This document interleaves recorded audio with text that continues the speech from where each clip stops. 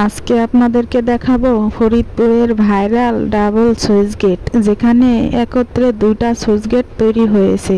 তো রিকশাওয়ালা মামাকে বাড়ির উপর থেকেই আমরা ভাড়া করে নিলাম ধলার মোড়ের উদ্দেশ্যে 50 টাকা দিয়ে।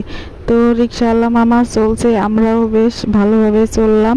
তো আমার সাথে কিন্তু আমার ছেলেরা আছে তিনজনই। ওরা যেহেতু ছোট, ওরা কদিন পর পরই ঘুরতে যেতে চায়, তাই আমিও আর কিপটামি না করে ওদেরকে সাথে নিয়ে চলে যাই ঘুরতে।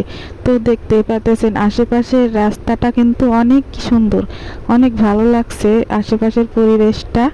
যেহেতু আমি ধলার মোড়ের উদ্দেশ্যে রওনা দিচ্ছি, তাই আমি এই সুইচ গেটে নামবো না, তাই রিক্সা থেকেই ভিডিও করব।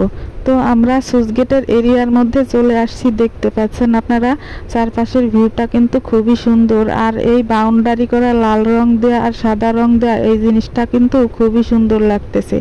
তো আমার কাছে খুবই ভালো লাগে। আর বিকাল হলে কিন্তু এখানে অনেক অনেক মানুষজন জমা হয় ঘুরতে আসতে, এই সুন্দর পরিবেশটা উপভোগ করতে।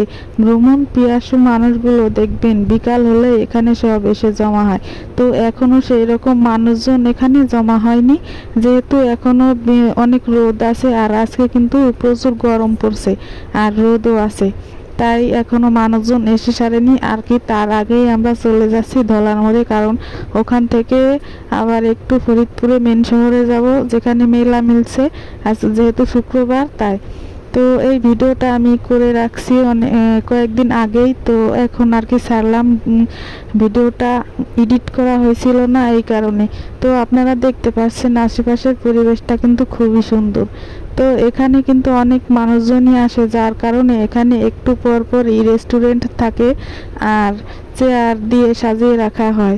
তো আমরা চলে যাচ্ছি এখানে। আবার এটা হচ্ছে ফরিদপুরের কি বলে এটাকে, তেলের পাম্প বলে এটাকে। এটাও কিন্তু একটা খুবই সুন্দর জায়গা ছিল, যেহেতু এখন মানে ফরিদপুরের মানুষের সেরকম, ফরিদপুরের না আমাদের বাঙালির মধ্যে কিন্তু সেরকম পরিষ্কার পরিচ্ছন্নতা বলতে একটা যে জিনিস আছে, সেই জিনিসটা নাই।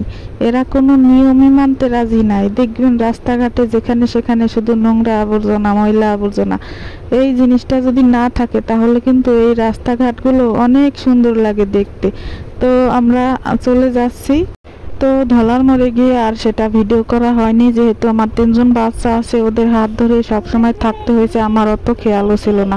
তো সেখান থেকে আমরা চলে আসলাম ফরিদপুরের হলিডে মার্কেটে। এখানে কিন্তু খুবই জমজমাট একটা মেলা হয়, এখানে আপনারা ইচ্ছা করলে আসতে পারেন। তো এখানে অনেক খাবার দাবার হয়, মানে হোমমেড, হাতে বানানো সব জিনিসপাতি খাবার দাবার হয় হোমমেড, যেগুলো স্বাস্থ্যকর, খুবই স্বাস্থ্যকর। তো ইচ্ছা করলে আসতে পারেন।